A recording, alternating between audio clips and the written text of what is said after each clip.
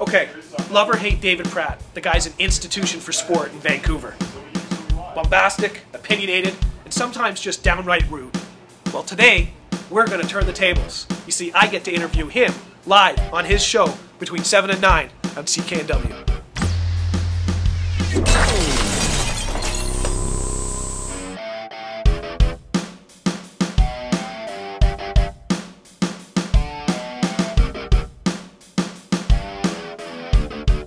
We're joined right now in studio with Ian Walker from Walkerbigtalkertv. Ian, welcome to the show. And let me explain here to our audience what we're going to do. Please do. We're going to do a reverse interview. We've got a camera crew in here, and you're going to interview me as opposed to the other way around. I figured it's about time, isn't it? So what do you want to know? Well, I guess first off, you and I have never really met No. or even spoke before tonight. No. Why did you agree to do this? Because I think it's good radio, and I think it's good TV. Yeah, no. I think the idea of doing stuff like this really, really works. This is the kind of stuff that I've always looked forward to doing. Especially the minute you get off, you know, the standard stuff, all of a sudden you've got your audience leaning into your radio and going, okay, I have no idea what's coming, and you know what? Neither do I. When's the last time you spoke with Jennifer Mather? It would be probably 10 years ago, and it was at maybe at a football game or something or other, and just sort of kind of high as she walked by with Brian.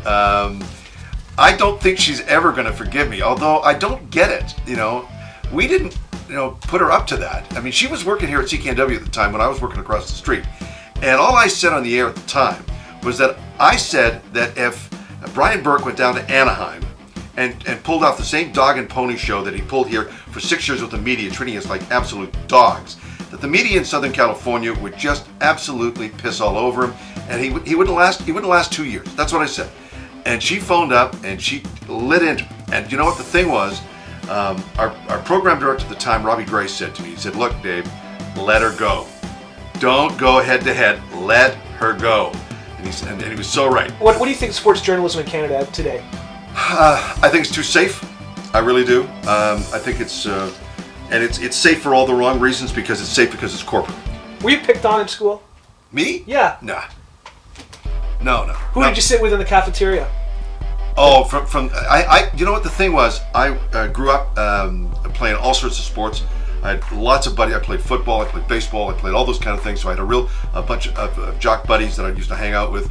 And yeah, I grew up in high school in Langley, which was back then it was a lot of farmland and stuff like that.